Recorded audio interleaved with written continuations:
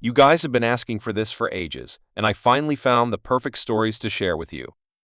It's taken a while, but today I'm going to tell you about 3 intense, real school lockdowns. Trust me, these stories are wild and definitely not what you'd expect from a normal school day. It was just a regular Friday at school, and everyone was pretty much in weekend mode already. It was 7 the period, the last class of the day, and we were all just trying to get through the last hour before spring break. The bell couldn't come soon enough. I remember sitting in class thinking how lucky I was not to have a test like my friends in other classes. But then things took a turn. Our teacher, Mr. Larson, was super chill, so in the middle of the lesson, he decided to play a quick quiz game with us. We were all relaxed, laughing and answering questions when suddenly, out of nowhere, the school intercom blasted to life. The dean's voice came through, shaky and panicked, telling us to get into lockdown, and that this was not a drill. That's when everything changed. Our usual calm, laid-back teacher ran to turn off the lights and quickly moved us to the back of the room. We all stared at each other, hearts racing. It felt real, way more serious than any of us imagined. We had no idea what was happening, but soon we would. It was a Friday afternoon, and everything felt normal. The class was almost over, and we were all just waiting for the bell to ring so we could rush off to spring break. I was in Mr. Larson's class, and unlike my friends who had tests, we were just playing a fun game. We were doing a logo quiz on Sparkle, laughing, and guessing all the brands until the loudspeaker crackled to life. Attention, all teachers, the dean's voice came through, shaky and quick. This is not a drill. Lockdown. Now, that's when it hit me. My heart dropped. This wasn't some silly drill. My teacher, Mr. Larson, who was usually super laid back, suddenly looked worried. He rushed to turn off the lights and told us to get down, huddling in the back corner of the room. We sat there, completely still, barely breathing, trying to make sense of what was happening. For a minute, it was dead silent. Then, we heard a strange noise. A buzzing sound that came from a panel at the back of the room. It stopped. That was when we realized that the school must have cut the power. My stomach twisted. This wasn't a game. Minutes passed, and we waited. All of a sudden, we heard a man's voice, loud, angry, and frantic. He was screaming down the hall, and it sounded like he was getting closer. The man was shouting things I couldn't make out, but then I heard him yell, "I'll kill all of you." That's when it really sank in. I was scared for my life. 2 of the girls in the class started crying, and it made everything feel even more real. We didn't know who this guy was or what he was capable of. The man kept screaming and pounding on the lockers. It was like something out of a horror movie. Then, he was at our door, banging on it like he was trying to break it down. "Open up!" he screamed. I remember one of the crying girls yelled. That scream echoed in my head. It felt like time was standing still. The man didn't stop. He kept pounding, screaming, and banging until we thought he might break in. For what seemed like an eternity, we stayed quiet, too scared to move, too scared to even breathe. Finally, after what felt like forever, the noise stopped. We didn't hear the man anymore. I was shaking, but I didn't dare speak. It was like the world had paused, but the fear still hung in the air. Then the dean's voice came back on the loudspeaker. This time, he was calmer, but I could still hear the panic in his voice. A man mentally unstable entered the building and attacked the woman at the front desk. She ran out screaming, "We don't know if he's armed yet. Please remain in lockdown until further notice." We couldn't believe it. The whole school was on edge. No one knew what was happening next. It turned out that the staff had searched the school and couldn't find him, but we were still told to stay locked in our classrooms. And then, the weirdest part came. One of the janitors found the man later, sleeping in one of the storage closets. According to rumors, there was a .44 Magnum sticking out of his pocket. The janitor must have done something to wake him up because by the time the cops showed up, the man was gone. We never knew if he was caught. To this day, I still don't know what happened to him. All I can think is that he's getting the help he needs, but there's a part of me that wonders if he's still out there. It was just a regular day at school, at least that's what we thought. It was the start of lunch, and everyone was excited to finally take a break from classes. The sky outside was cloudy, and it looked like it might rain, but no one was worried. I was in the lunch line, talking with my friends when we suddenly heard loud noises. At first, I thought it was just thunder, but then it happened again, 4 loud booms, like explosions. The whole cafeteria went quiet. Before anyone could say anything, the campus security rushed in, ordering everyone to get to the multipurpose room. We were all confused and scared, not knowing what was going on. My friends and I hurried inside, joining a huge crowd of other students. We could see the panic on everyone's faces. We were trapped in the room, with no idea what was happening. I noticed that the security guards were covering the big glass windows in the back of the room with curtains. Adults started moving around, watching the exits. My friend Eric was just as curious as the rest of us, so he asked one of the teachers what was going on. When he came back, his face looked pale. "There's a guy," Eric whispered. "He's out there by the houses near the school. He's barricaded himself in front of his house and is threatening to hurt himself or even kill the cops if they try to take him out." We all stared at each other, confused and scared. Eric said the man had been watching us through the windows, staring at us in a weird way. Then, Eric told us something that made my stomach drop. Apparently, he's a registered sex offender. Everyone went quiet. I didn't know what to say. I felt like I couldn't breathe. The whole situation seemed unreal, and I just wanted to get out of there. We were stuck in the multipurpose room for what felt like forever, taking up 2 whole lunch periods. I remember sitting on the cold floor, my mind racing. What was going to happen? Was this guy really dangerous? Why was he acting so weird? Finally, after what felt like an eternity, the situation started to calm down. The security guards let us leave, and we were escorted back to our classrooms one by one. I later found out that the man lived right next to my friend Brandy.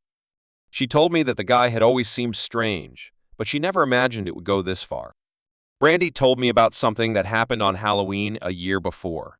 She had seen the man standing at his window, cutting his arm and writing something in his own blood.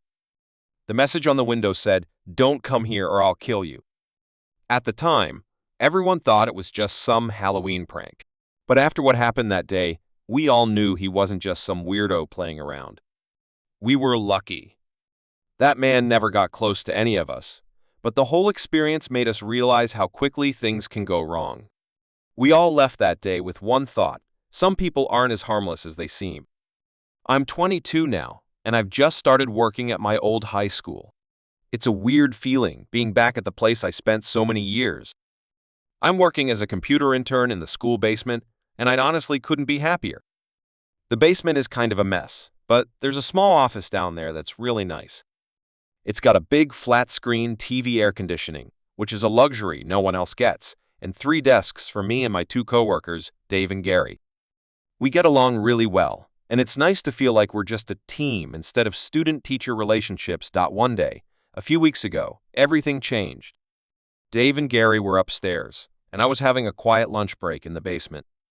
I had just finished eating when I got a call from the front office. "The school's on lockdown," the woman said.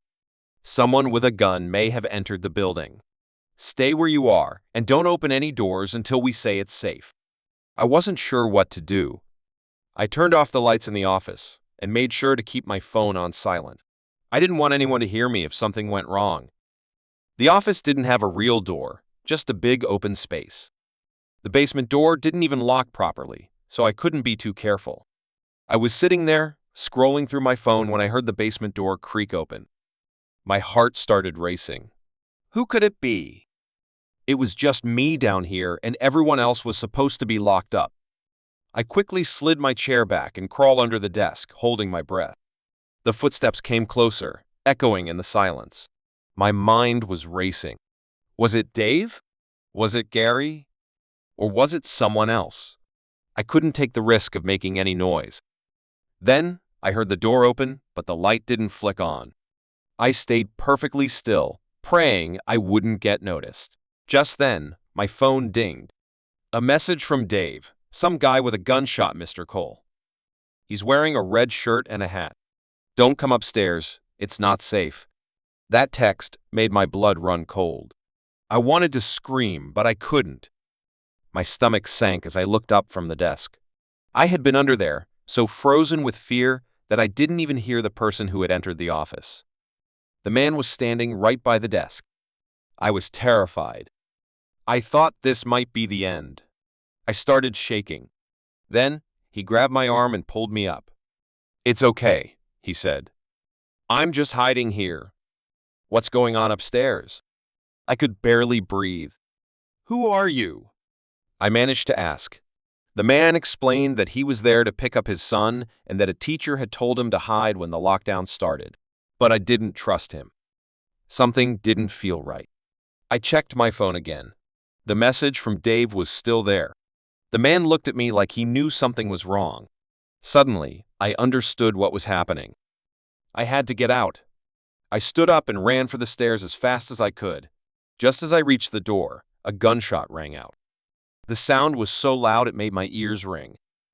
I ducked as the bullet ricocheted off the metal walls nearby. Somehow, I was unharmed. I rushed up the stairs, heart pounding. When I got upstairs, I saw police officers waiting at all the exits. They immediately stopped the man when he opened the basement door.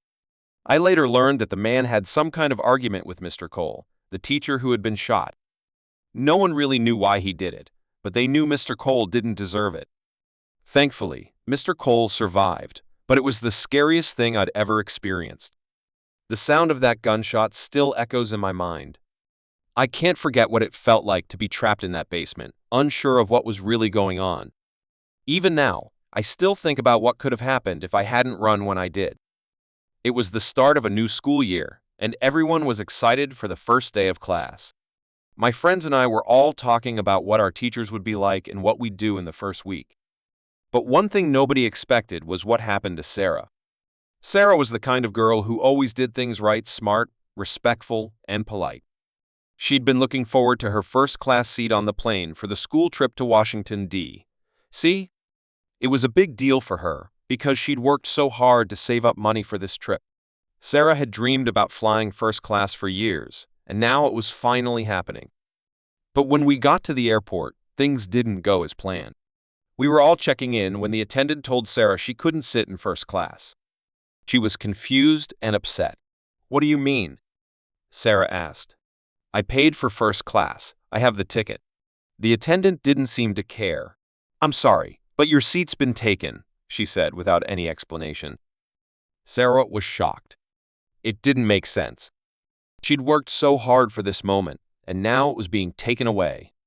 Sarah was devastated, and she almost gave up. But then, something incredible happened. Right as she was about to walk away, her dad stepped forward. He was calm but firm. He told the attendant, "My daughter has worked too hard for this. She deserves that seat." Everyone in line was watching now, and it was like something changed in the air. The attendant tried to protest, but Sarah's dad wouldn't back down. He made it clear that Sarah had earned her seat, and there was no way she was getting pushed aside. After a tense moment, the attendant hesitated. Then, to everyone's surprise, she nodded and handed Sarah the first-class ticket. Sarah couldn't believe it. She was going to sit in first class after all. We all cheered and clapped for Sarah, who smiled with relief and excitement. She couldn't wait to tell her mom what had happened. The entire plane ride, Sarah kept looking around at her luxurious seat, and we all kept joking about how she was living the dream now.